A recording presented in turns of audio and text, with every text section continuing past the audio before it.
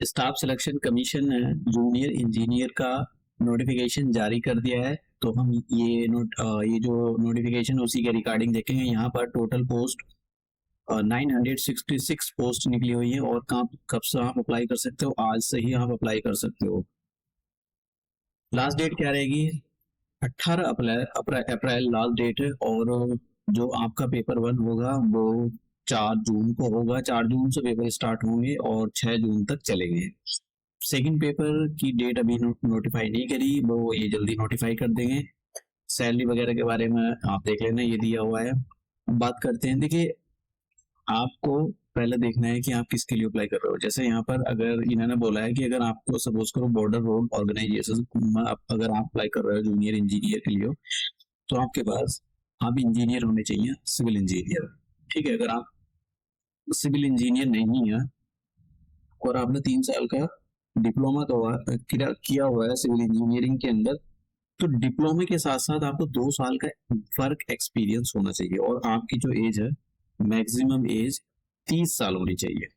उसके बाद में अगर आप सेम यहीं पर ये अगर आप इलेक्ट्रिकल और मैकेनिकल के लिए अप्लाई कर रहे हो, तो इसमें भी यही क्राइटेरिया, या तो अपना मैकेनिकल या इलेक्ट्रिकल से इंजीनियरिंग की हो, या फिर आपने डिप्लोमा लिया हो।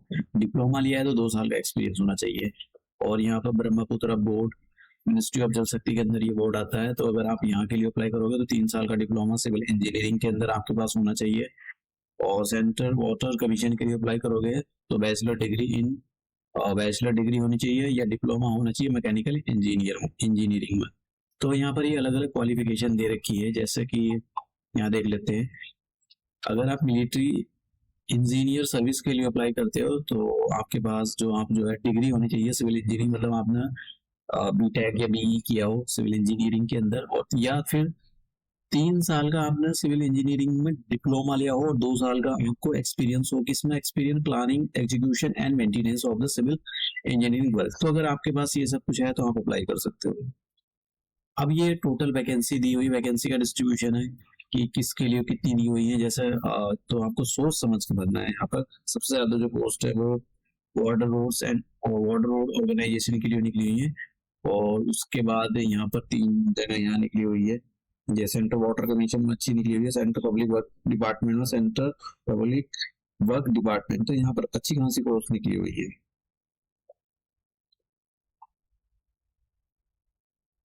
अब देखते हैं कि एज के बारे में। देखिए, आपकी जो एज है वो 1 अगस्त 2024 के अकॉर्डिंग कैलकुलेट की जाएगी। इन्होंने ये बोला जिस पोस्ट के लिए 30 साल मांगा हुआ है उनकी डेट ऑफ बर्थ इसके बीच में होनी चाहिए, 2 अगस्त 1994 के बीच में। और मतलब इससे पहले आपकी डेट ऑफ बर्थ ना हो, और 1 अगस्त 2006 के बाद आपकी डेट ऑफ बर्थ नहीं होनी चाहिए। ठीक है। और यहाँ पर जिनकी जो 32 साल मांगी गई है उनके लिए ये बोला गया है कि जो आपकी जो डेट ऑफ बर्थ है वो 2 अगस्त 1992 से पहले की नहीं होनी चाहिए, और 1 अगस्त 2006 के बाद की आपकी डेट ऑफ बर्थ नहीं होनी चाहिए। ऑफकोर्स अगर आपको रिजर्वेशन एज रिलैक्सेशन चाहिए तो अगर आप SC ST में आते हो तो 5 साल का है। ओबीसी के लिए देखिए, ओबीसी में यहाँ पर नॉन क्रीमी लेयर का कॉन्सेप्ट आता है। ओबीसी वाले सभी इस जो एज रिलैक्सेशन इसका फायदा नहीं उठा सकते, जो केवल नॉन क्रीमी लेयर। उसके बाद भी तब भी आपका जो है वो सर्टिफिकेट बना होना चाहिए। एग्जाम ऑल इंडिया ये एग्जाम कंडक्ट कराया जाता है। सिलेबस के बारे में देखते हैं। यहाँ पर सिलेबस क्या रहेगा। देखिए, पेपर 2 पार्ट में होगा। पार्ट एक पेपर 1, पेपर 2, मतलब 2 पेपर होंगे इसके एग्जाम के। तो अगर कंप्यूटर बेस्ड एग्जाम होगा आपका, तो अब बात कर लेते हैं हम यहाँ पर कि पेपर 1 में क्या आएगा। तो पेपर 1 में जो है जनरल इंटेलिजेंस और रीजनिंग के क्वेश्चन आएंगे, 50 क्वेश्चन 50 मार्क्स के, और जनरल अवेयरनेस के 50 क्वेश्चन 50 मार्क्स के। उसके बाद में पार्ट दूसरा होगा आपका। अगर आप सिविल के लिए अप्लाई कर रहे हो या इलेक्ट्रिक के लिए अप्लाई कर रहे हो, मैकेनिकल के लिए हो, तो आपके 100 क्वेश्चन 100 मार्क्स के होंगे, और यहाँ पर जो टोटल टाइम मिलेगा आपको 2 घंटे मिलेगा। उसके बाद में आपका दूसरा पेपर होगा, मतलब पेपर सेकंड होगा। तो अगर आप सिविल या फिर इलेक्ट्रिकल या मैकेनिकल के लिए किसी के भी लिए अप्लाई करो तो 100 क्वेश्चन होंगे आपके, और ये 300 मार्क्स के होंगे। ऑब्जेक्टिव टाइप का क्वेश्चन पेपर होगा, कंप्यूटर पे होगा, 2 घंटे का टाइम मिलेगा। तो सभी के लिए यहाँ पर और ये सिलेबस दिया हुआ है। नेगेटिव मार्किंग ये देखिए, पेपर सेकंड की जो 1 नंबर की नेगेटिव मार्किंग है, और पेपर ये जो पेपर 1 है इसके लिए 0.25 की नेगेटिव मार्किंग है। तो यहाँ पर ये सिलेबस दिया हुआ है सिविल इंजीनियरिंग के लिए पार्ट ए का सिलेबस, और इलेक्ट्रिकल इंजीनियरिंग के लिए पार्ट बी का सिलेबस, मैकेनिकल इंजीनियरिंग के लिए पार्ट सी का सिलेबस।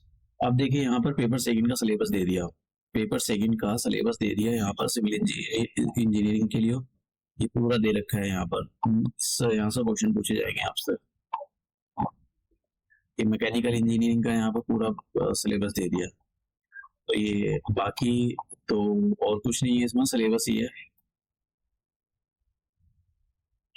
और आपने झोल झाल किया है तो आपको बैन कर दिया जाएगा अलग अलग टाइम के लिए।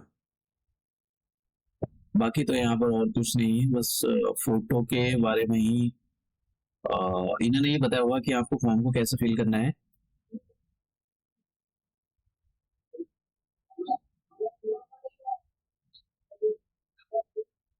तो और तो कोई ऐसी इन्फॉर्मेशन नहीं, फॉर्म के बारे में ही इन्फॉर्मेशन है। और आप एसएससी की ऑफिशियल वेबसाइट पर पहले आप 1 टाइम रजिस्ट्रेशन करोगे, उसके बाद में आप ये जो है अपना फोटो जो जो फॉर्म है वो फिल करोगे, जैसा एसएससी की ऑफिशियल वेबसाइट है। और ये भी अभी ये जो है नोटिस बोर्ड में अभी डाला गया है, इसको अप्लाई पर जाओगे और यहाँ पर जूनियर इंजीनियरिंग वाले पर सेक्शन में जाकर क्लिक कर दोगे और आप अपने आप को रजिस्टर नाउ, तो रजिस्टर नाउ पर आपको क्लिक करना है। और रजिस्टर नाउ पर जैसे क्लिक करोगे तो आपके सामने एक पेज खुलेगा, ठीक है। तो अब कंटिन्यू पे आपको कर देना है यहाँ पर। तो यहाँ पर अपनी जो पर्सनल डिटेल है ये यहाँ पर मांगेगा, तो आपको अपनी जो भी डिटेल है उसको यहाँ पर बहुत ही केयरफुली फिलअप करना है। तो अगर आपने गलत किया है तो फिर बहुत दिक्कत आ जाएगी।